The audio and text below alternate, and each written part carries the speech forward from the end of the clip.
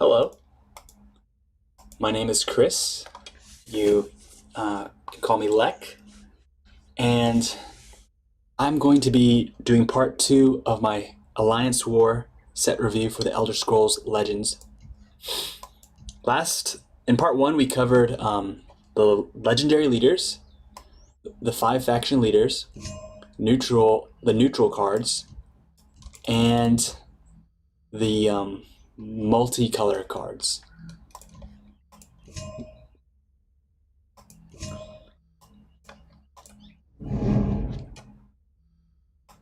I don't have every single card, but I have played against every single card, and I have quite a few of them. So let's get into it. I want to preface by saying I will try to give cards fair treatment and try to share my point of view on their value in Constructed and Arena, but sometimes I might forget and just start talking only about Constructed. So that's to be understandable. It took 2 hours to actually just go through the last part 1, which is really surprising because it felt like 1 hour, but there are a lot of cards in the set, which is really exciting. So let's start with the Strength class. Cauterize. Deal 2 damage to a wounded creature.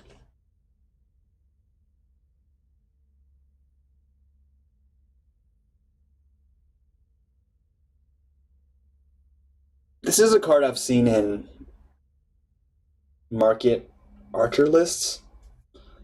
Those decks are running many 0-cost cards, and this does provide extra fuel for their combo. Outside of those kinds of decks, this card doesn't seem like the type of card I am personally interested in running in my decks.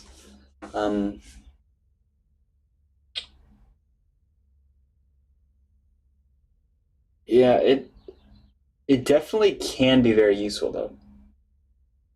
But when I'm running red, I don't really think of this card as a very necessary card. Especially because I don't seem to have magicka problems, where in this case the main benefit of using a card like this over a card like Firebolt, which is infinitely more flexible, is that this card is discounted. Essentially, it's discounted and it's more conditional. And I'm not looking for the discount, and I am more interested in flexibility over a very niche use case. Because like if there's an Ald Velothi on the field, if they have a 1/2 Ald Velothi on the field and you have this, it's like, why? I wish I had a Firebolt instead so I could deal with it, right?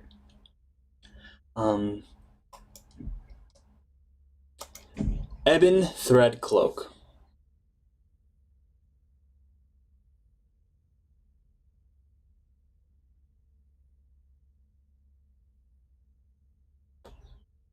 Comes out as a 2/3 body if you just play it on empty lane, which makes it actually fairly playable. Like a 2-cost 2/3 body where this card can't be targeted with an action, and having the flexibility of mobilizing and being an equipped item, I would consider this card to be very playable.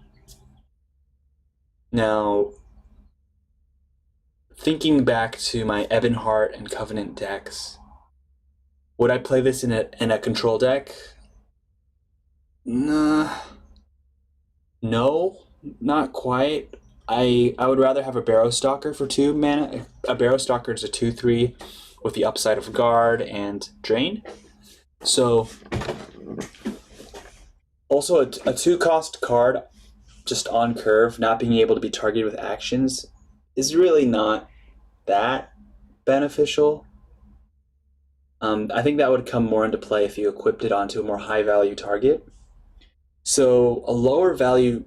So I feel like if you use the mobilize on this, it's not really going to be that impactful, as opposed to if you were to equip it on a high value target. So the thing is, you're really just playing 2 magicka for a 2/3. But I would prefer the keywords on Barrowstalker, for example, in a control deck. In an aggro deck, Orc Clan Captain has 1 less defense, but way more upside. You have the ability to cycle Nord Firebrands, give a whole lane of creatures +1/+1, up to maybe even 5 more damage to their face, considering charge creatures in your hand. So it's really hard to fit this into an aggro deck. But would I play this in Arena? I think this is a very playable card in Arena where you need quick 2-drops, and you actually might find yourself in a situation where you top deck this later down the road, turn 6 through 10, and you have a high value creature such as a Berserker, unstoppable Berserker dude. This would be a great card to equip. Ornamental Sword. This card's interesting because people actually brought this to last week's tournament and it saw some success. I believe Thuldir, who won qualifiers number 2? Was it? Or number 1? Number 1. 2 weeks ago. Master Series qualifier number 1 was won with a deck that had this card in it. And this card was put into a control deck. Very interesting. Now, the rationale behind why is this a control deck, it was actually put into an Ebonheart Slay deck, is because this card synergizes actually really well with other cards, unexpectedly. See, a control deck wants to contest the field against very aggressive decks. If you're fighting Halalu, you want to put early bodies, and Slay doesn't really have the best early bodies. They have some lethal creatures, but it's hard to contest sometimes. And aggro decks you could say they even have an advantage against Slay because they can race.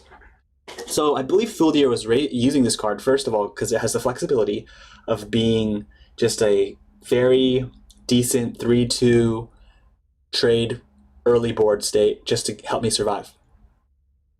The second part of this card is that it can be equipped rather cheaply with fairly decent stats. +2/+1 is nothing to laugh at. I mean, that's not bad.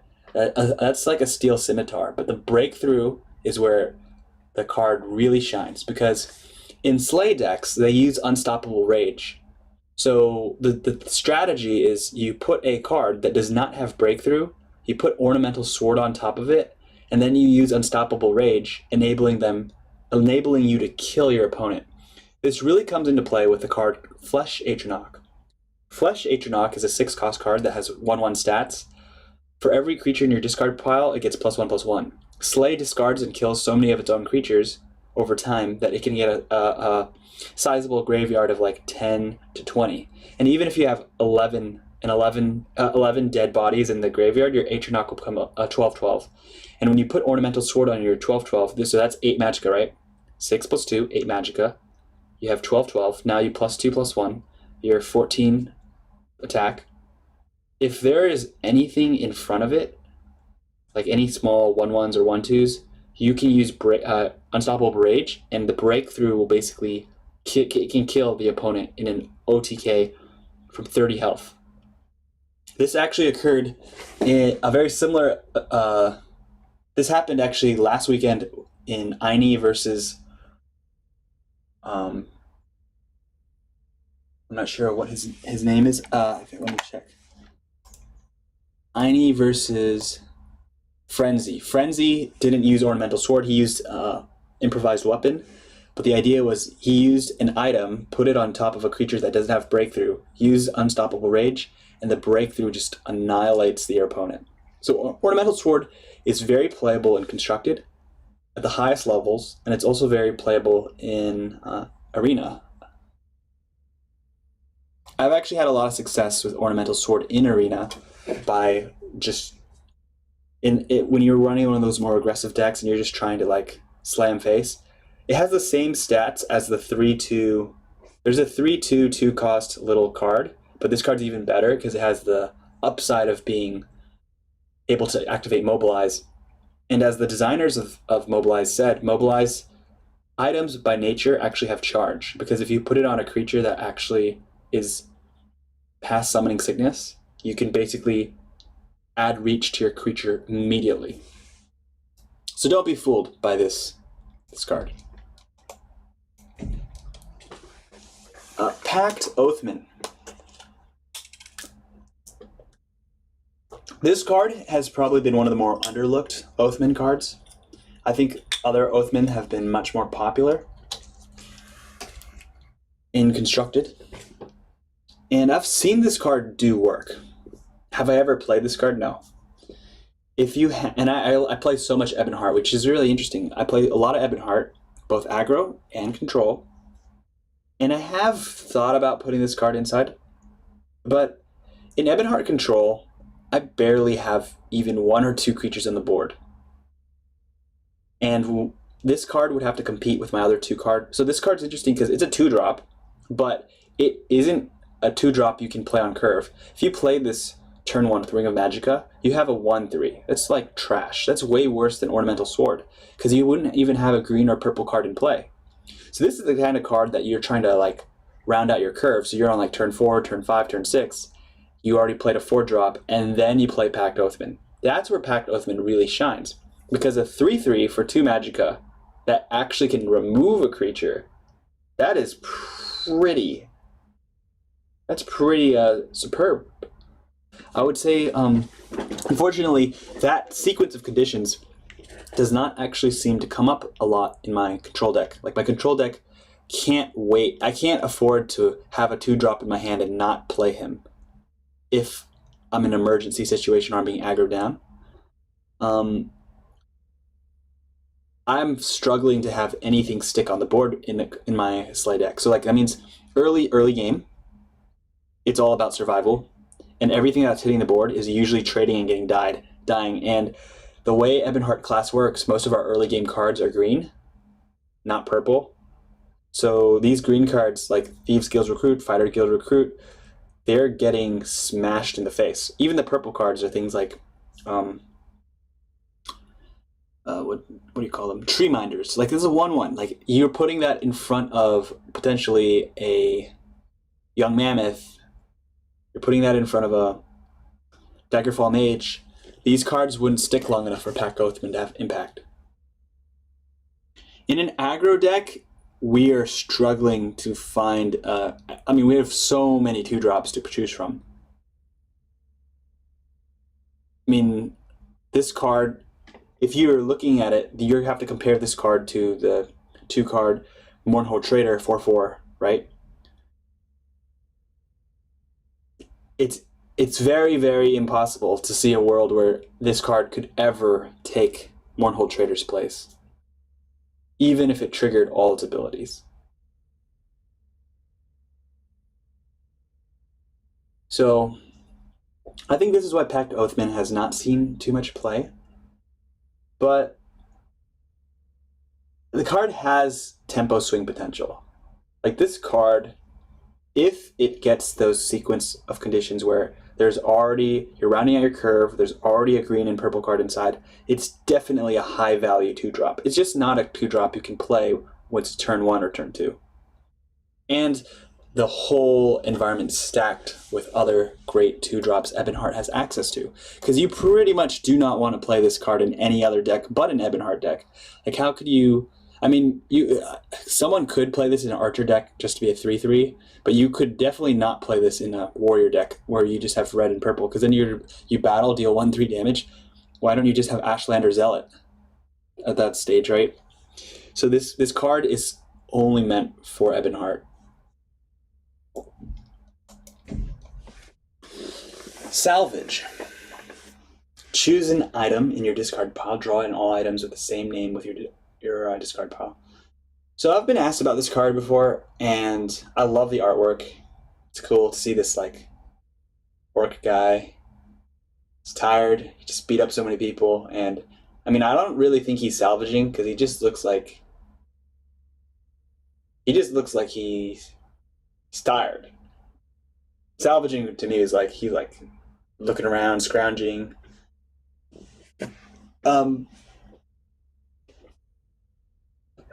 It's hard for me to say this card's better than Plunder. Like, I think Plunder's a much better card than this. Plunder says two mana cost, create 2 random items. That gives you 2 things to draw. Salvage is an interesting thing because it's like Othman. If you have this on curve, you don't. This is bad to have on turn 2. You can't use it on turn 2 because you don't even have any items in your discard pile. This is the kind of item that is used later down the line to round up your curve. It's like turn 6, turn 7, you somehow have some items in your deck, and then you could use this. Now the value of this card could only be worth more than Plunder if when you used it, you can get more than 2 cards back.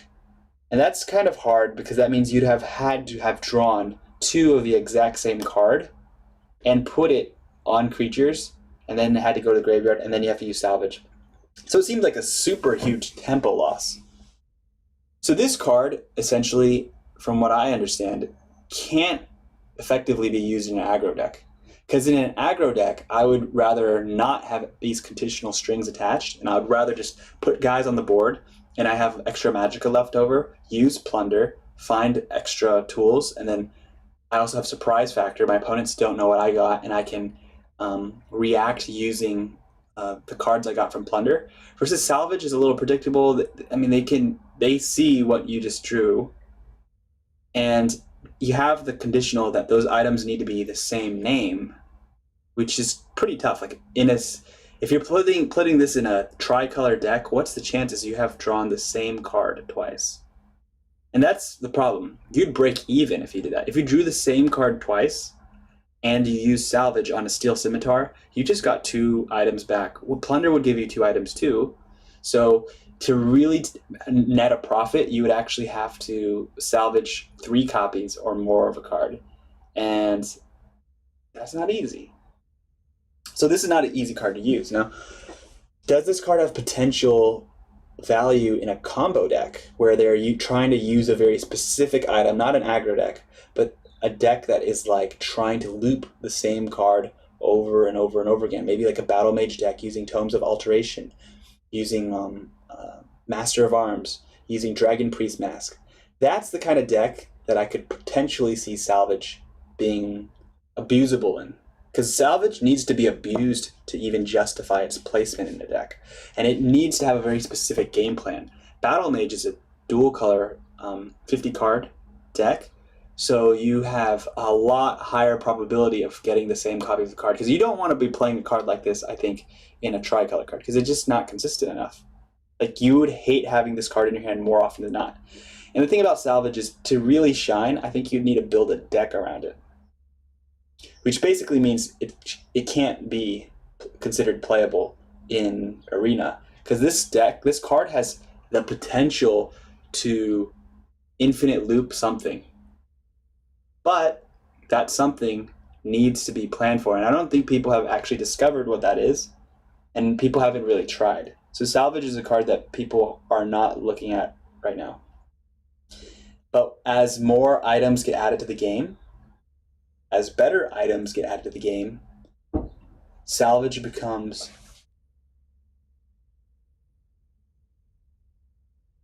significantly higher impact. So this card could be a sleeper, because in the future, more items might make this good. Covenant Plate. I'm actually really impressed with this card. Like, I am running this card 3 of in my Covenant deck. An aggro Covenant deck. So my aggro Covenant deck, which runs 17 Prophecies, is putting this in 3 copies. Anytime this thing triggers, it's almost game over for half my opponents as a Prophecy. Played from my hand, I don't feel bad. A 4/2 with guard. In an aggro deck, you could put this on a Nord Firebrand to close out games. So Covenant Plate feels good. For me, when I'm running a Prophecy heavy deck, I ask myself, is this a card that I feel good playing from my hand? If not, I'm not putting it in my deck. So all the prophecies I ever put in any of my decks with prophecies have to be playable from your hand and not feel like, wow, I just put myself back in tempo. Covenant Plate satisfies that need. From Arena, I think this is Arena playable as well. It's pretty solid stats, 4-2. It does have its weaknesses. People could get rid of this quite easily with Firebolts, Sorcerer's Negations, Ice Storms, right? But it's only a 3-cost card, and it has the upside of coming out of your deck for free, which is not to be understated in a Arena, right? Because prophecies play such a huge role in Arena. You only have 30 cards in your deck. If they're breaking 5 runes in a row and you have a decent prophecy count, Covenant Plate might just come into the game and just end it for you. It could be the difference maker. I do want to say though, I'm not actually the biggest fan of half of the artwork for the mobilize items.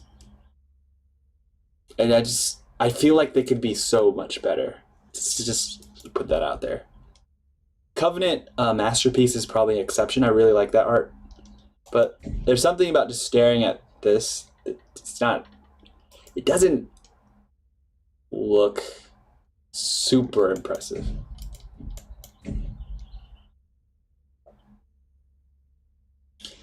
Craven Conscript. I have not played this card. I've had it played against me.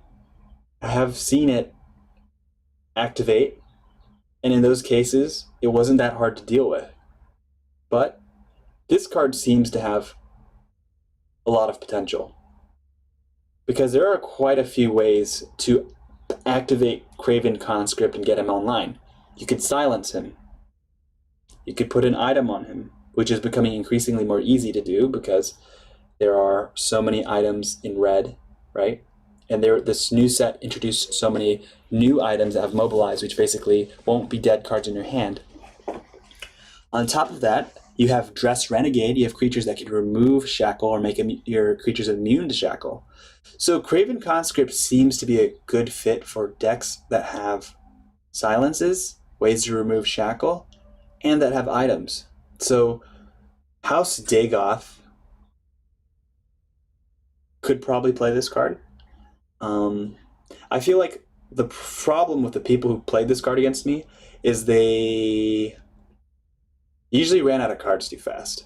Like they played this card without a more robust game plan. So it wasn't this card that was the reason they lost. It was more like people who experimented with cards didn't actually know how to use this card to its full potential, and that made them like gas out. Because this card has the ability to be like, you play it on curve and he doesn't get his attack in. That's a big problem. Because you got a discounted 5/4. Okay, 4 Magicka for 5/4 is basically considered normal.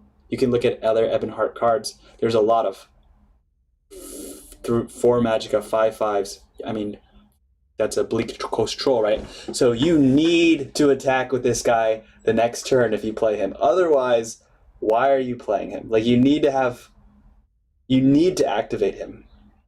Okay? So you need to be very able to do so. I also think that people who are running too low of a curve, like if they put this guy in their deck, they put like 1 drops, 2 drops, 3 drops, they like throw down their whole hand out, right? And if you deal with that board state and they don't have enough card draw and Spoils of War, Triumphant Jarls, Wilds Incarnate, these kind of cards, they just lose the game. I mean, another problem with this is Craven Conscript's attack is 5. So if he does connect a face and you don't close out the game, you're actually helping yourself lose. Because if he attacks, you break your opponent's rune, and that could be a prophecy. And if it's not a prophecy, it's a free card. And if you start running out of cards, then you're actually making your life more and more difficult. And that's something to be worried about with Craven Conscript, is like, even if he gets his attack in, he may actually help you lose the game because he did not refill your hand, and he's helping give your opponent more answers to your board state, right?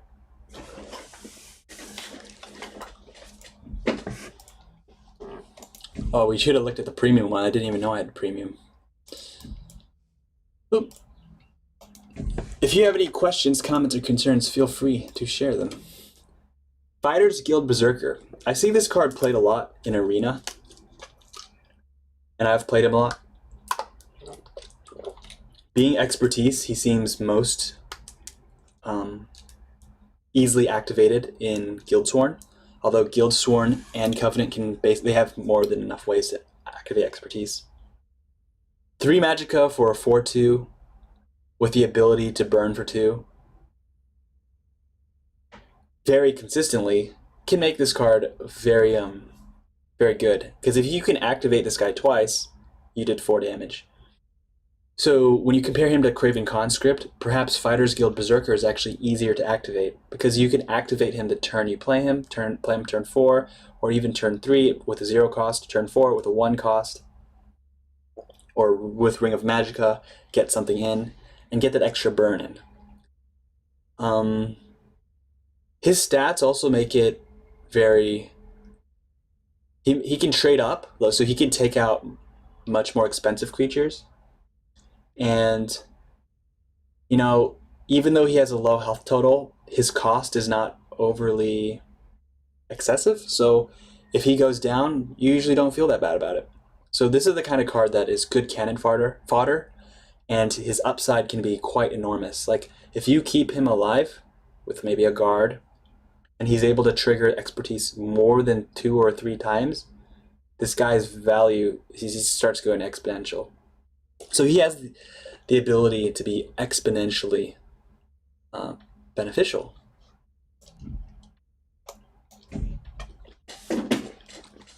Would I put this in a constructed deck?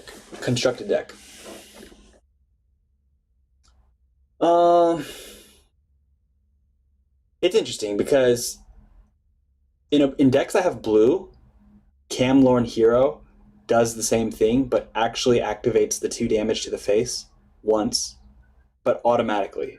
So that makes Camlorn Hero much safer, the safer bet. He does the same thing more consistently with less upside because he can't trigger multiple times. So I'm running Camlorn Hero in my aggro assassin decks, and any aggro deck with blue has Camlorn Hero for me.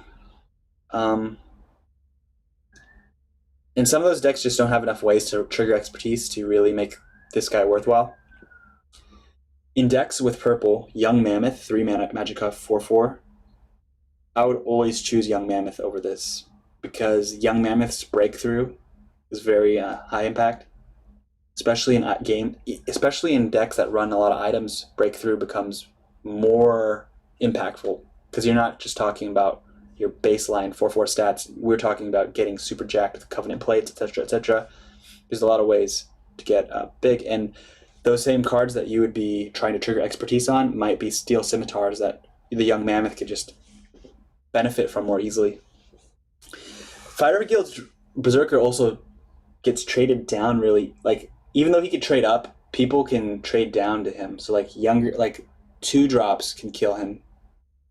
Some 1 drops, like a 2/1 Morang Tong, can kill him. So these are the things that make him riskier, less attractive, but with more upside. Makes sense because he's holding 2 flaming sword things. Guildsworn Incendiary. Deal 1 damage to all creatures in slain. This is one of those cards that I've seen people kill their own boards because they didn't read what it said. Especially in Arena, I've seen people play this against me and they just like activated it, and sometimes they activate it on accident. They activated it once on purpose and they like cleared some creatures of mine. Then they later on put more guys there and I didn't kill Guildsworn Incendiary, and then they were like, wait, I need to play an action now, but I can't. Like it's possible they put a Guildsworn Incendiary in a lane, they activate expertise, they kill off one of your creatures that has like 1 health left.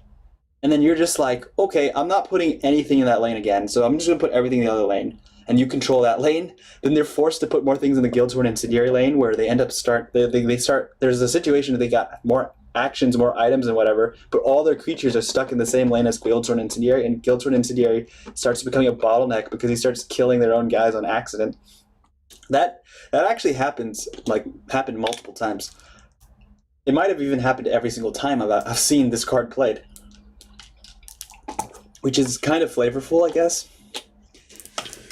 But I don't recommend this card very highly. 2/6 body is because I think your opponent will do exactly what I do. Like if you played this card in Arena or in Constructed, people would just put things in the other lane, and then you're going to be forced to put things in the same lane as this guy, and then you're probably running expertise deck at that stage, and you actually have things that you need to play that will accidentally trigger expertise, and then they'll hurt you more than hurt your opponent. Otherwise, you start getting forced into a weird situation where if they're in control of the other lane, like let's say you use Guildsworn Incendiary in Shadow lane, and they're in control of the field lane, you're just going to start forcing yourself to put things into the other lane when it may not be advantageous to do so. Like they might already have a guard there. They might already have a creature that could just trade right in, or a warded creature. So this card's got to be careful. 2/6 for a 4 cost. How do I feel about the stats? Because those stats are kind of unusual.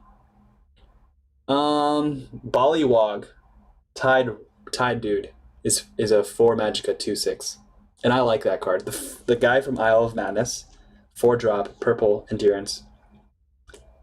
Bullywog heal 0 cost. That I actually am a real believer in that card. I ran that card in almost all my decks that had purple for the longest time, and I was performing great. I got into Legend with that card. It was a super interesting trick. Like I would have Bleak Coast Trolls that are almost dead and just heal them up. So 2/6 is a meaningful stat line, but can this guy be worth more than a Bullywog Tide Dude that other people don't even like? Probably not, because a Bullywog Tide Dude actually guards, and he like as a guard with this healing card that you get for free, right, is a serious trump card in my experience, because it's very difficult to charge into a 2/6 body, and so it's hard to ignore a Tide. I think it's like a Tide Dude, Tide Walker. I'm not going to search him up right now. Bullywog Tide Dude. But it's really easy to ignore this guy because he doesn't have guard. So I don't expect people to be attacking him. So his toughness does not come into play. And also it should be noted that his toughness starts going down because he starts blowing himself up, because like deal 1 damage includes himself. So if you activate him, he's a 2/5.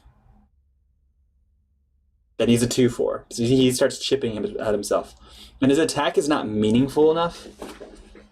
Like it's literally half of a young mammoth, so people don't really need to they don't need to answer him, in other words.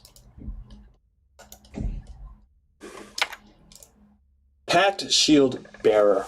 Veteran, your opponent's actions cost 4 more next turn. So far, this guy's artwork is the coolest of all the artwork in the red set.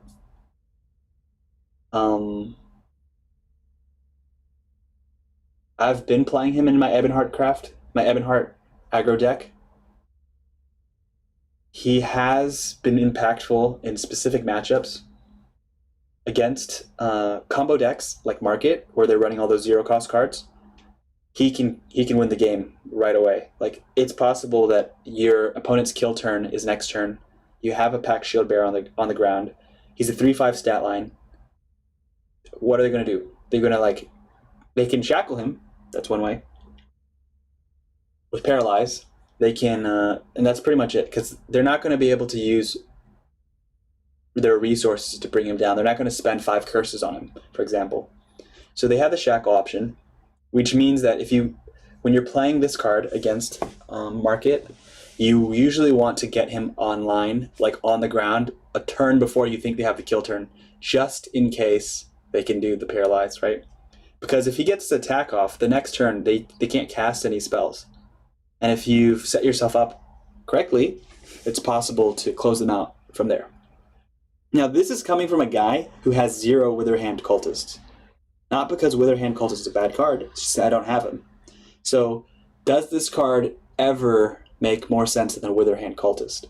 I think that's a more important question, because a Witherhand Cultist does the same thing, but even better, because he can get shackled, and he'll still slow down. He'll still make all their cost 3 more. Like 3 and 4 more are basically the same thing, and it's not just once. This Pact Shieldbearer can only his effect will only last 1 turn, versus the Witherhand Cultist will last as long as he remains on the board. They're the same price point for Magicka, 3-4 versus a 3-5. So Pact Shieldbearer is a little bit more hardy.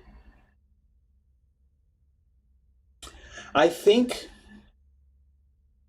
Witherhand Cultist is hands down better, except when Pact Shieldbearer comes in with a Mournhold Taskmaster already on the board, because that's the situation that can happen, and my deck has both of those cards. So Ebonheart Taskmaster reads every creature you have that has Veteran has charge, and that could be very surprising, because a Witherhand Cultist kind of like, you play it and then you can't attack yet.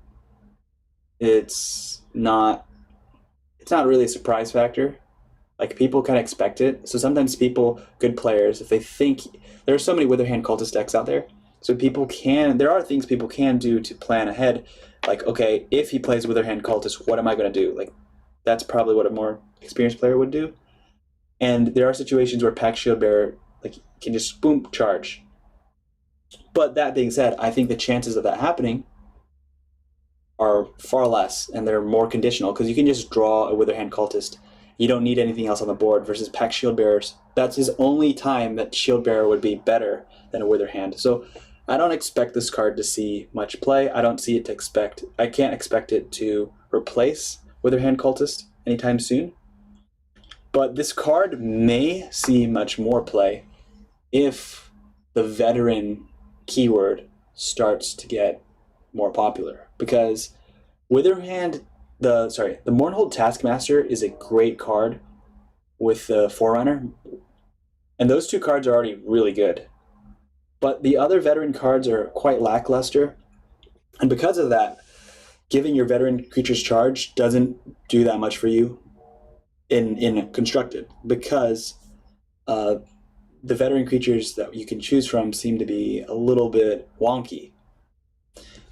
But in Arena, man, Veteran is insane. Like, I think Veteran is amazing. Like, in a lot of those games, Veteran triggers really no problem, because people have so many less removal options. Because Veteran is basically the upside of saying, if you don't remove my creature, I'm going to do something big. And most of these cards do have really cool upsides. Like, they're Veteran. Like, if they trigger Veteran, you're talking +4/+4. Or like get guard, or move to the other lane. Like, most of those Veteran tags, they actually have a lot of impact strategically too, as well. And they're not bad. So I do like the tag. I mean, talk about Veteran, this guy Windhelm Gatekeeper, I think he's like an all-star in Arena. 5/4 becomes a 5/4 with guard. Pretty easy to trigger, pretty tough body. I mean, maybe he may not be the best 4-drop in the game, but when you draft this card, you don't feel bad about it, because he usually does work. So this card I don't see in Constructed at all, but in a Arena format, this is a card that he comes down and it's like, oh, you don't answer him, he becomes a 5/4 that starts hitting you in the face with guard. Chances are they're even running items in that deck. So that's actually really scary, right? If let's say you put this guy in the field, opponent puts this in the field lane. It's a mind game. You're like, well, it's Arena. Do I even have removal spells to take out a 2/4 body? Half the time, no. So he puts it there, and then you're like, oh, if I put a card there in front of him, may put an item on Windhelm Gatekeeper, trade in and trigger the Veteran anyway, and I'm just going to be down tempo, and he has a body still there. So this card's scary, not just because of what it already represents, but also the other options it enables, such as equipping an item and trading into you.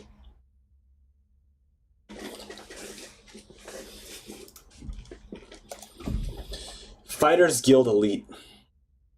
This card has received a lot of hate. And maybe rightly so, because a 5-drop for a 2/2 or a 5-drop for 4/4 is horrible. And that gives me a question. I don't have this card, so I don't actually know if I put a Steel Scimitar on him, does he become a... Like, how does the doubling work? Oh, I think expertise is at the end of your turn, so it should be... Okay, so if you put a Steel Scimitar on... Okay, I know now. If you put a Steel Scimitar on him, he becomes 4/4. You end your turn, he becomes 8/8. So this guy has potential. And maybe the 2/2 stat line is the only way to make him not busted. Because what if he was a 3/3 Steel Scimitar? He's a 10/10. So he's a 6 Magicka 10/10.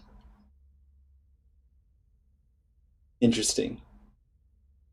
I suspect this card has not seen a lot of play, not necessarily because it's bad.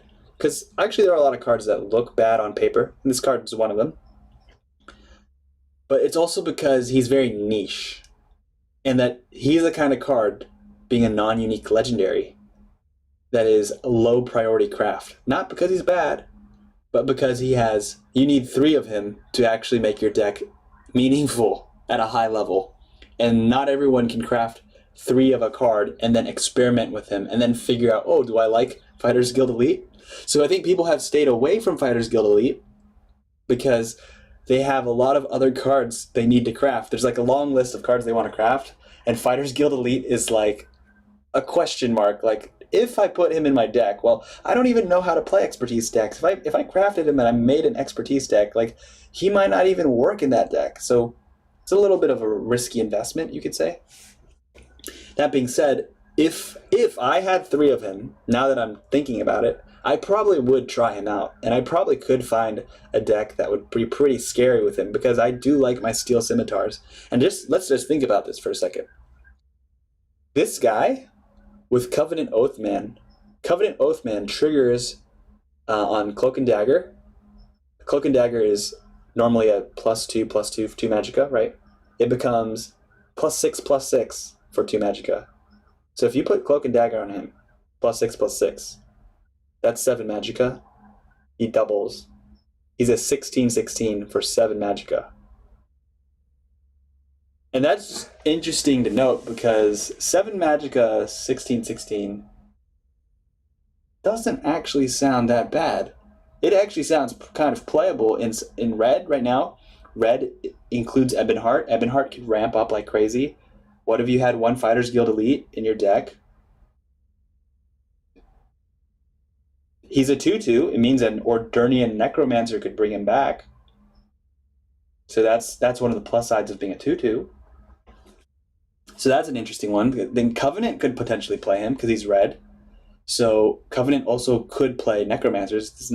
We're not seeing many of those types of decks. But what if a Necromancer deck was to have a deck had a little bit more late game, kind of mid-rangey, kind of Covenant deck that had Necromancers and Fighters Guild Elite with some Covenant Oathman? All of a sudden, you're talking about a guy that has a lot of potential upside. Now, this is something that is difficult with these kind of cards, because these kind of cards suck by themselves. So this card can't really... he's kind of a combo, and he is a combo piece in himself. So if you are trying to play this kind of card, you're basically surrendering to the idea that, hey, he's not very good by himself, but we can activate him. And if we activate him, we can get some crazy plays off. And that kind of puts you a little bit in a risky position when you're playing against other Tier 1 decks, where other Tier 1 decks have really been like, okay, all my cards need to be high impact by themselves. Or at least the majority of the cards in my deck need to be high impact the moment they hit the ground. So if you run too many cards that are not high impact the moment you play them, you're actually not going to be able to contest people who are. So if other people, 80% of their cards are like high impact the moment they play them, and you have 60% of your cards are high impact the moment you play them, you're already going to start losing more of your games. So Fighter Guild Recruit Elite needs to be balanced out. If you put them in a deck, you need to have more cards that can have high impact the moment you see them into play. Yoren's Vanguard. So if you could... Oh, thank you, Free World Mason. That's a little bit of clarification. And I am 46 minutes in and I'm all in one color. That's insane. I just don't know how this... Joran's Vanguard. Veteran. +2/+2, and give the top creature of your deck +2/+2. This guy's a scary card in Arena, for sure. And I have not yet really experimented with him in Constructed, so I would definitely pick him up in Arena. He's triggering Veteran is very easy, I would say. And in Constructed, people probably think he's really bad. And he might be kind of bad. In fact, he is bad unless you have a Mournhold Taskmaster on the field. So this goes back to Mournhold Taskmaster. Mournhold Taskmaster is the guy who gives all your veteran creatures charge. If he's on the field, and that's a 4-drop, and then you put a Jorn's Vanguard becomes a Cliff Racer, but even better. He's a Cliff Racer that gets jacked, and then he buffs your next creature. So this is a great example of where the veteran tag they weren't stingy on veteran. Like, veteran, when it triggers, is amazing. Now the problem, so let's talk why are there problems with this card in Constructed play. Well, if you played a Jorn's Vanguard on curve, turn 5, you have to understand he has the same stats as a Young Mammoth on curve. That's a 4/4 that's a 3-drop, which has Breakthrough. So it doesn't just have the same stats. It has a keyword, and he's literally 2 Magicka cheaper, which is almost 50% off. Almost 50% off. So Jorn's Vanguard sucks against a lot of guards. Like a Fighter's Guild Recruit could shut him down. Like, that's that card is so common. You have to think about that situation.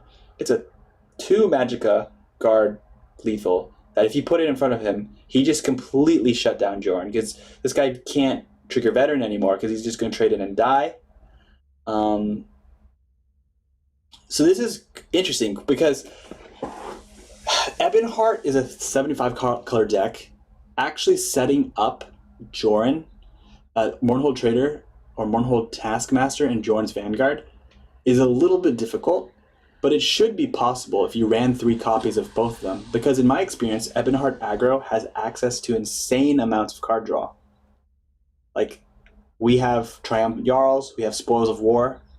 So this card probably would never be able to be played in Covenant, for sure. In my experience, this can't be a Covenant card. The reason is Bleak Coast Troll and Young Mammoth and a lot of other cards. Those cards are in Ebonheart as well, but those cards are just so much better, and Covenant does not have the card draw. Yeah, it can't be played in Covenant, because Covenant couldn't even have the Mournhold Taskmaster, so it couldn't give him charge, basically.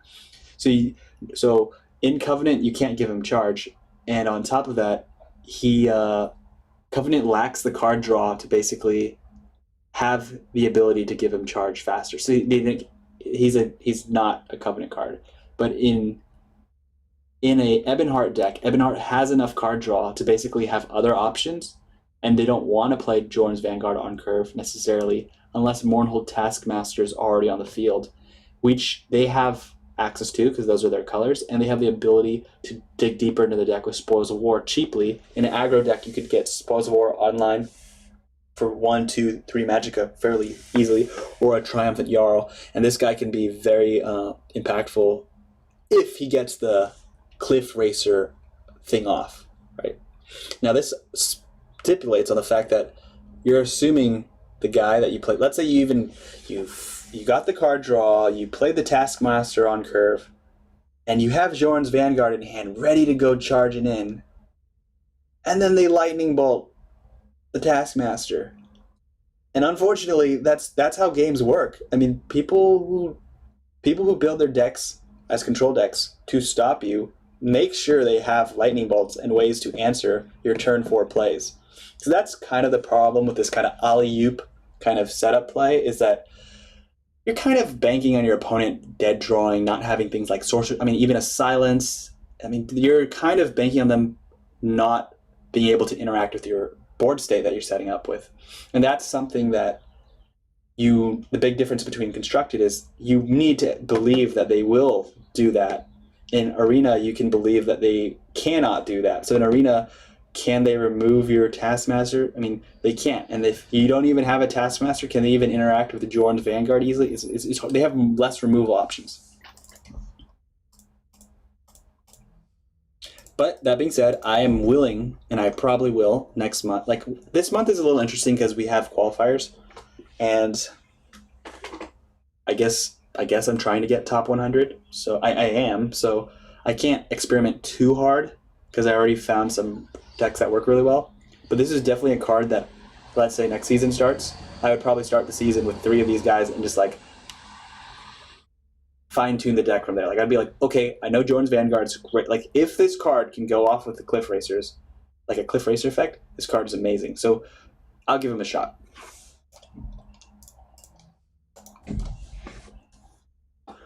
Iam Forge. Activate, equip a creature with +1/+1 Orsinium Plate, then increase the power and health of Orsinium Plates this equipped by 1. Honestly, I'm excited for cards like this. I'm a real fan of those support decks that have like unlimited supports and keep buffing their supports. Like, I don't think I'll ever be able to play I may never be able to play any of those decks because I do not own enough. I don't even own like any of those supports. But I do like playing against them. I do think they're funny, and I do think they're incredibly powerful, and I think it's possible to do some really cool things with them. So it's those kinds of decks like this kind of card, right? Other than that, we gotta be very careful of this card because this card is so slow. Turn 5, if you played this and you did +1/+1, this might actually be worse than Ruby Throne. Because Ruby Throne is a 3 Magicka card that says crown a creature and he gets +1/+1 forever or something like that. This card is like, we live in a world where on turn 5, the enemy has assembled an army and is killing you with things like, they have 4 creatures in the field lane and they're attacking you. Do you have the luxury of equipping a creature with a +1/+1 Orsinium Plate only to see him get silenced? And that's even assuming you have a creature on the board.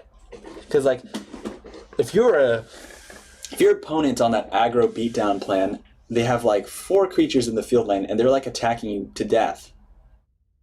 You're probably throwing card drops 1 through 4 into that lane trying to slow them down. So it's actually possible that on turn 5, you play Iam Forge, and you have nothing to equip it to, at which point you basically are like, I'm screwed. That's the kind of world we live in, right? So it's very vulnerable as a card. Let's say the card that would just smash this card is Shadowfen Priest, right? So there are color combinations such as Redoran that have access to support removal for days. Like, Redoran has so many ways to remove supports that this kind of card would just almost be instant lose against certain colors. So this card looks like it's fun. It loses against certain color combinations automatically. It loses immediately, or it may not be even usable against certain matchups, aggro decks, right? A control deck cannot rely on, and for all those reasons, a control deck could never rely on this as their win condition. So control decks need to rely, like, if you have a win condition for a deck, it can't be something that, oh, it instantly loses to that color combination, or, oh, like, if they're aggressive, then I'm dead, because that wouldn't be a win condition anymore.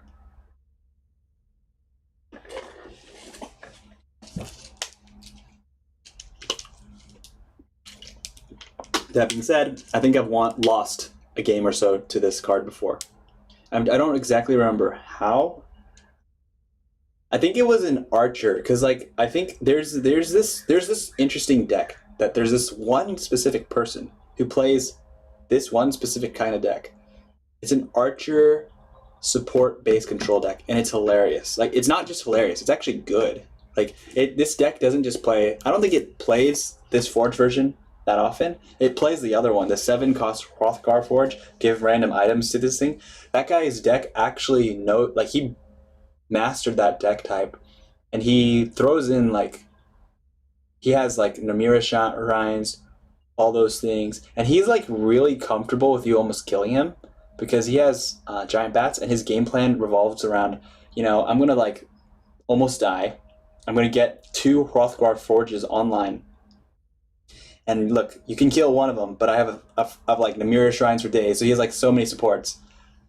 And then what's going to happen is I'm going to play a giant bat, and he's going to somehow get a Covenant Plate. Or he just plays giant bats that start getting these random items, and he just starts draining back on his life. And then he uses lethal creatures to stabilize his board, and he has like incredible card draw with a lot of Namir Shrine triggers using Shadow Steps, Rapid Shots. And then he finds his journey to Salvage. That's his deck, and I don't think he has this card in it, but I think that kind of deck could potentially run this card because he doesn't seem to be like his deck does not seem to care about playing such greedy. Like if he can play a 7, he's managing to play at a high level 7-cost Hrothgar Forges versus aggro decks. It basically means he has a lot of cards that stabilize, and he doesn't give a shit about slowing things down. So he will go to he can find a way to get to turn 12 where he does not need to play Ornamental Forge on curve, and he basically stalled the game out long enough where he can continually pump it. Now the problem with Ornamental Forge that he probably may not like is it runs out of uses. So and it's kind of slow and it's not the upside of a Hrothgar's Ornamental Forge in an archer deck is much lower than in one of those unlimited support decks because you can't keep on getting this thing more buff. And Hrothgar's Forge is more, even though it's more random, it doesn't run out of uses, and it has the upside of giving you insane items, which becomes really relevant when you start running giant bats because the giant bats could represent massive life swing totals, like 7 cost drain. So that guy's deck's cool.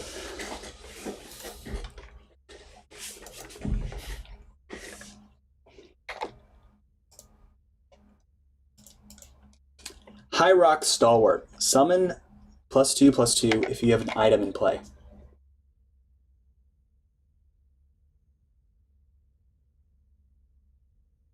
So he becomes a 7/7.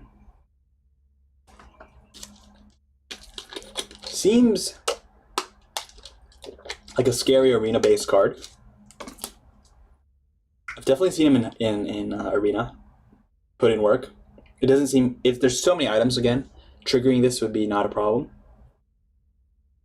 Could orc decks run him? I've not seen him in orc decks because it seems like they're trying to end the game a little bit sooner, so he might be a dead card if you pick him up too early.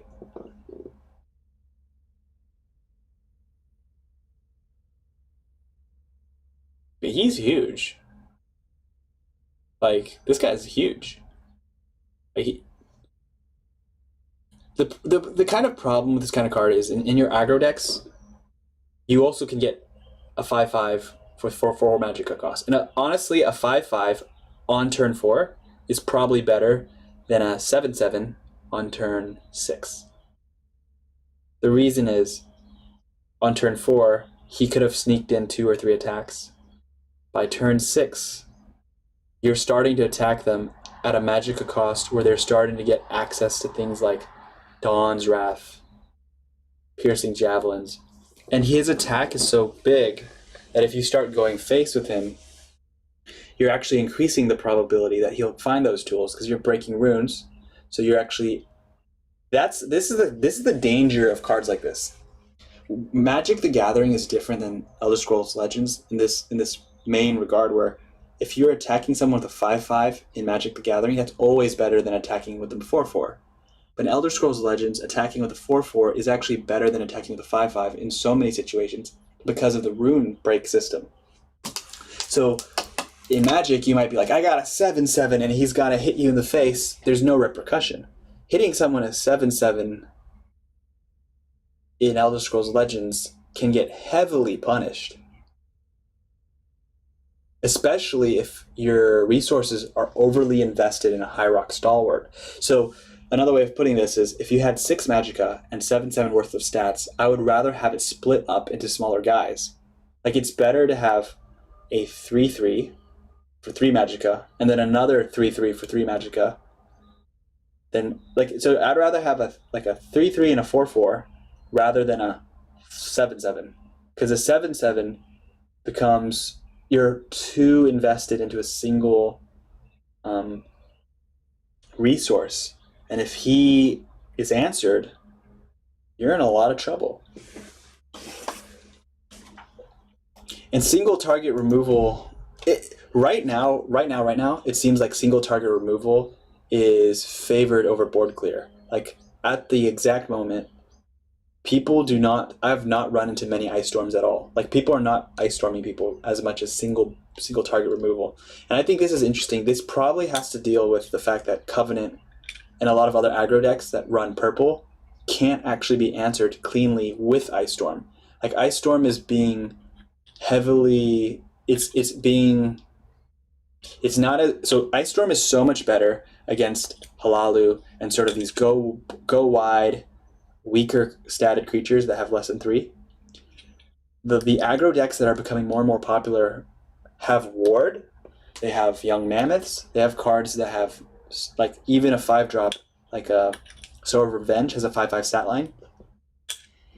This makes it awkward to use Ice Storm, because Ice Storm is only able to clear out part of the enemy's attack, and that's not good enough. And that's made people kind of shy away from this Ice Storm based defensive strategy and moving a little bit more to more systematic, like even single target includes things like Lethal's Archer's Gambit. So a person like myself who plays Slay with a lot of lethal creatures would not actually even be worried if you played this card. Like, if you played this card, I have so many answers to this card. Like, he wouldn't do anything. Like, this card would not do anything against a Slay deck. We have Sanctuary Pets, Shackle you. We have Archer's Gambit, Lethal you. We've got Fighter's Guild Recruit, block you. We've got Necromancer, bring any of those things back. It's not scary. We're much more scared of smaller creatures that are harder to answer with single target removal.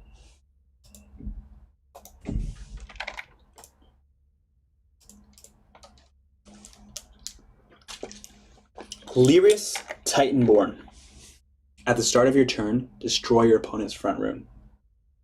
This card, it should be noted that if your opponent has, let's say you bring them down to 1 rune left. They have 6 life, and they heal themselves back to 50. If Lyris Titanborn's ability triggers, they will go back to 5 health from 60 health. So, like, if they are at 6 health with 1 rune remaining, heal up all the way back to 60.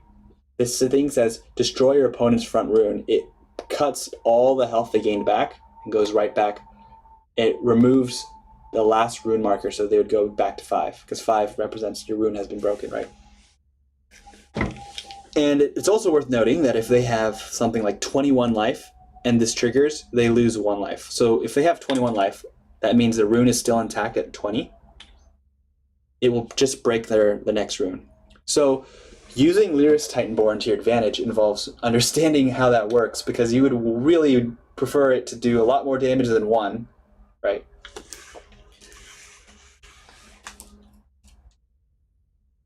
You know, this card is controversial. Some people think it's amazing.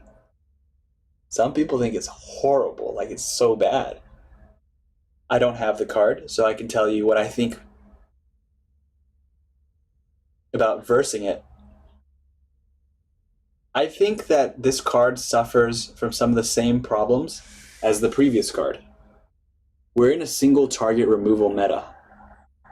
And the only kind of person who should rightly be playing this card is probably an aggressive deck. I mean, if you're playing a control deck and you play this, it might start breaking your runes prematurely. As a win con, is it consistent? Like, is Lyris, does she fit in the win con condition? Is she a win con or is she not a win con? I am led to believe she's not a win con because she cannot win by herself. So she's not strong enough as a card to win the game for you if she gets played in a control deck. As an aggressive card, she does represent a lot of upside in the situations where you have the rune, you can get the rune break to trigger. But she is vulnerable to single target removal that exists very heavily in the meta. So right now, if you play this card versus a top level control deck, this card would probably never get its value off. Because a control deck by nature loads up on a lot of answers. And there are situations where they may have a bad draw. Okay, they have a bad draw. So then you trigger once. But you just helped them get a new draw, like a new card, which got them a little closer to finding an answer. Because their deck is full of answers for cards like this. Sorcerer's Negations, for example.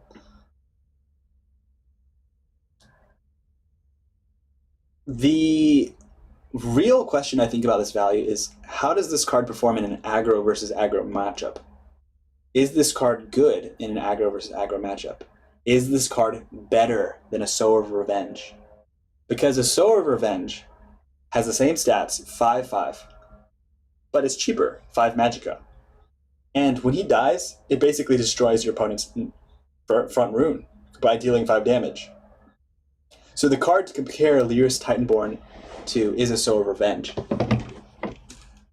And Sower of Revenge is a must-have in all aggressive decks running red and purple, including Covenant and Ebonheart.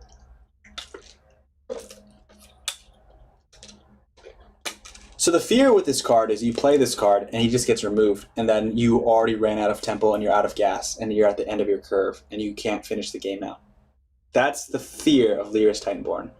And that's a fair fear, because let's say you're Ebonheart and you had a Cliff Racer instead. Cliff Racer would have at least brought you 4 points damage closer. It brings you 4 damage closer to your goal no matter what, even if removed for the next turn. And it's cheaper, so you can get it faster on curve.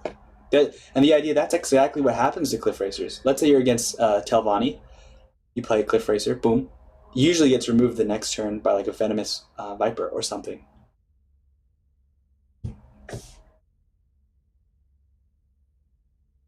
I think this card, now in the aggro versus aggro matchup, could this card be good? Honestly, it looks slow to me, because my aggro versus aggro decks try to kill people by turn 6. To put it in context, this morning, I was able to get a 13/13 Covenant Othman to skip 2 runes? 2 runes on turn 6. So on turn 6, my opponent, which was an aggro deck, had 13 life after I had attacked with other creatures, and I had a 13/13 on the board from a 4-drop. And this is kind of important in this item-based heavy meta, where even your 4-drops, a Covenant Oathman, can become incredibly threatening because you have the ability to just drop items on them. And this is why Lyris is a little slow, is because by turn 6 means she can't attack until turn 7. That means there's chances for them to develop guards in front of her, chances to answer her. If she was coming down sooner, and she was able to do something faster, equip items, and start attacking, then you could see even more damage output from her. Another good comparison against Lyris is Syl.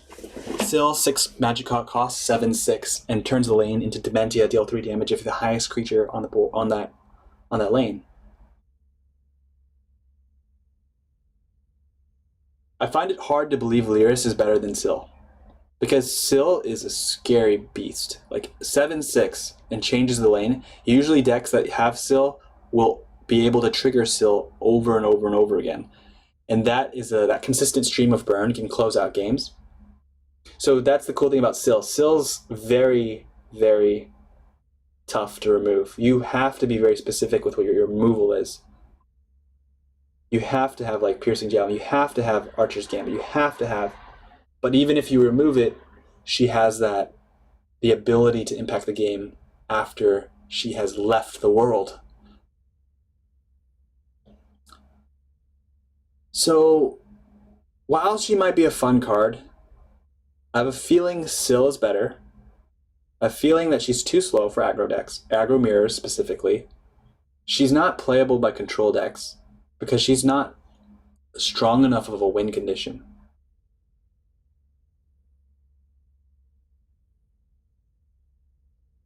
She shines the most when your opponent has 1 rune left and they healed up a lot.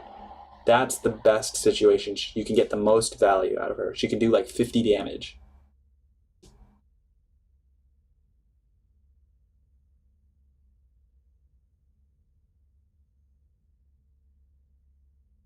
What would be interesting to see is if I was to ever get this card, how would I experiment with it? I would experiment with her in the Covenant deck I have, but I would also want to try her out in my Ebonheart deck. Because while I said she is not a win condition by herself, there's something interesting about bringing her back. So in Ebonheart Slay, for example, we have recursion. We have the ability to bring back creatures that are dead, and we have the ability to ramp. And that really changes a lot of what we're talking about when you're talking about Lyris Titanborn. Because while Lyris Titanborn played once, removed, we don't care about that. It's a much different story if you can bring her back over and over again. And that's something that, for free almost, because Sower of Revenge is a card that I've had seen a lot of success in my Ebonheart Slay deck. Not necessarily just because it's a good card, but because I could bring him back over and over again. And that created a very interesting situation where the problem with those decks that have single target removals is they have a limited number of single target removal. So they will be able to remove Lyris Titanborn once, for sure.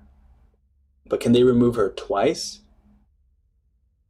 Can they remove her 3 times? If my Magicka is like 18 Magicka? That's the kind of situation where Lyris Titanborn would become a little interesting to me, because I already am able to play these kind of... I'm able to play cards that are similar to Lyris Titanborn and basically bring them back over and over and over again. So that's something cool that makes Ebonheart Slay lots of fun, is there's a lot of expensive cards that just don't work that well in other decks. You could just put them in Ebonheart Slay, and then you can just basically say, look, these cards do not even need to get value the first time they come up, because I'm anticipating that they will come back up later.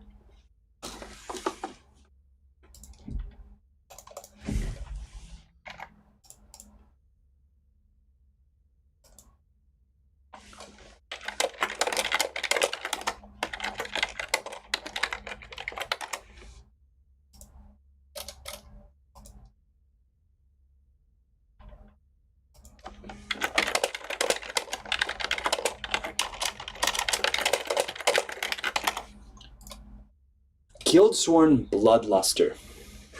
+2/+2, and battles an enemy creature in this lane.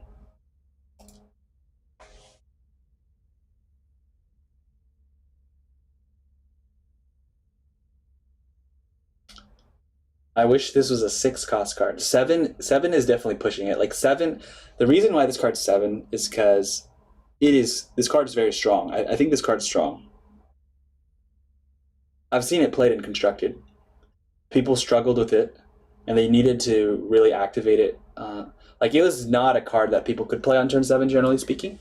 Although Guildsworn has the ability to fetch 0 cost expertise triggers in the form of improvised weapon and whatever, something lightning bolt from the Guildsworn Othman.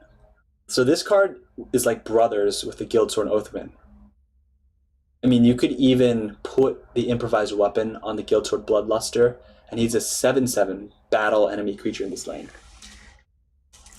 Bloodluster. And I don't think that's bad. It's even worth noting that if you put improvised weapon on Guildsword Bloodluster, he gets breakthrough. So he's actually, there's potential for him to do damage to the face. Let's say he battles a 1 toughness creature. With improvised weapon, that would be 6 damage burn to the face, which is actually better than Uncano. So an Uncano is an 8-drop, shoot somebody for 5 damage. This guy, if he battled a 1 toughness creature with improvised weapon, would be a 7 cost, deal 6 damage to their face. So Guildsworn Bloodluster has potential. I mean, Guildsworn also has access, like the colors, and just red has access to wards and stuff like this. This card is interesting because it has this potential, but does it fill a need that people are craving right now for the meta? I think that's the lack of popularity on this card, is that we have very specific. It seems like, okay, the meta. I love Elder Scrolls of Legends meta because it's very open and diverse. Lots of decks seem to be able to exist and perform well at a high level, both on ladder and in tournament play. So things look really healthy. So this kind of card just doesn't scream, I answer any of the specific problems that people are facing right now. But that doesn't mean it will never solve those problems, because the problems people are facing are changing really rapidly. Like even between last week and this weekend, I can detect a very sharp evolution in the meta. Like people, the kind of decks people were playing and the style they were playing adjusted tremendously. And there was like a lot of interesting choices that people are making that are shifting things. So it's actually really hard right now to say what is the best tricolor from the new set. Like, a lot of them are scary. Like, Empire Conscription, that's scary. Ebonheart Slay, that's scary. Covenant Aggro, well, that's scary. Empire Abomination, that can be scary if you're not prepared for it. Market, oh, that's not one of the tricolors, but Dominion Aggro, well, that is super scary. They've got like so much heal, they've got a lot of combat tricks. So there's and then Guildsworn Aggro Prophecy. That's actually something that's becoming a thing. Like Guildsworn Prophecy is becoming a thing. Guildsworn Midrange, and that's probably the deck that this card most likely will find its home, is in Guildsworn Midrange. And don't be fooled. The name Guildsworn Bloodluster does not mean it can only be played in Guildsworn. It could be played in an Ebonheart deck. It could be played in a Covenant deck. Those cards, the problem with playing it in those decks at the moment. Slay barely has any items. Covenant has a lot of items, but Covenant, the most high-performing Covenant decks are very low curve. We're going to erase you before it's turn 7. So that's kind of why Guildsworn Bloodlusters doesn't naturally fit in those decks. But that doesn't mean Covenant midrange doesn't exist, because I actually was playing Covenant midrange at the very beginning of Alliance War, and I had a lot of fun with it. I was playing lots of heavy, expensive creatures. But this card is a card that it doesn't naturally fit into anyone's curves, and a lot of decks already have very good choices for their picks. And at 7 Magicka cost, this card could be an Abner Tharn. This card could be an Uncano. This card could be a Tazcat. And I think that's what's making people struggle with it too, is because let's say you're running Ebonheart Slay and you had the option to put this or a Tazcat. It's like, oh, obviously going to put a Tazcat in here, because sure, this thing could, with an improvised weapon, burn for 6 damage, but like Tazcat for sure hits them for 6 damage. even though it costs more, I could ramp into it. So different decks have different considerations. Like Ebonheart doesn't look at this card and say, this card's too expensive. They're just like, I'm willing to pay more of my top dollar for something that I don't care if it costs more, but I just want it to be a little bit more consistent. So there is a deck though that I feel like, okay, there is a Guildsworn deck that this card. There's a Guildsworn deck that is being developed by people right now, especially on ladder, not really on tournament yet, but it has those Guildsworn Oathmans. It has those guys that generate Aetronox. It has what it seems like a lot of prophecies, which is important because those prophecies can help them survive aggro decks so that they can even play these kind of cards.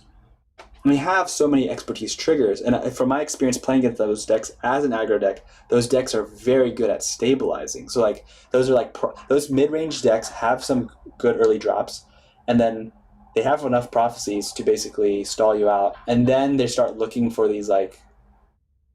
It's interesting because they don't really rely on one specific win con.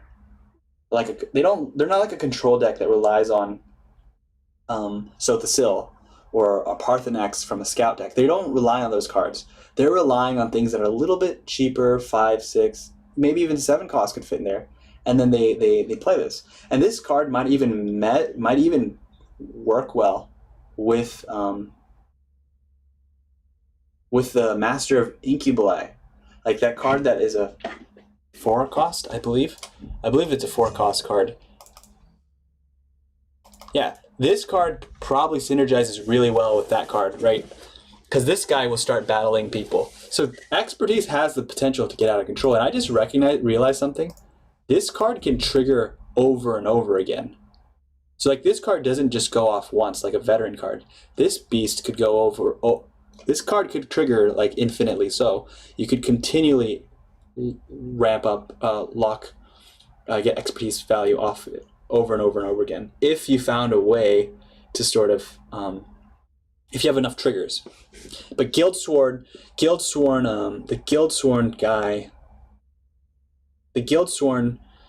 Oathman basically has 2 triggers for this person in the pocket. So that, in a way, you could even think of, okay, let's say you ran this in a Guildsworn Prophecy deck. The Guildsworn Prophecy deck stabilizes against aggro decks, and now they're just looking for a card that can lock down a lane and just win the game. This card might be that kind of card where you put this card in the shadow lane, and then their aggro players just top decking stuff now, and they're just like stuffing things in the shadow lane, and this card just continuously triggers expertise and just keeps killing them over and over again. And then Master of Incubili, like you basically have 2 guardians. Like, so there's some interesting stuff because, you know, Master of Incubili, what happens if that card is with multiple expertise cards? It gets like 3 expertise cards. So I've seen that thing go nuts. Like that thing can start spawning Aetronox, can start getting buff, battling people, right? So this is an area where I would say people may want to experiment more. So we successfully got through 1 color in 1.5 hours. I don't know what I think about that, because that means I'm giving the cards the treatment they deserve, but it also means that in the future, if I want to actually I should practice brevity, just be more clear. But who knows, maybe people prefer a much more deeper conversation on individual cards. So I guess I will conclude, since we only got through red, I'm gonna do blue, willpower, green, purple another time. And I'm excited because I did not realize Alliance War brought so much to the table. It's really cool because I've played a lot of other card games. I've played Gwent, played Shadowverse. I like these card games, but the sets were not as game changing. Like the newer sets are not as game changing as these sets. This set is. So thank you for watching. I will upload this to my YouTube channel, I guess, and I will continue it, part 3, next time. Thank you.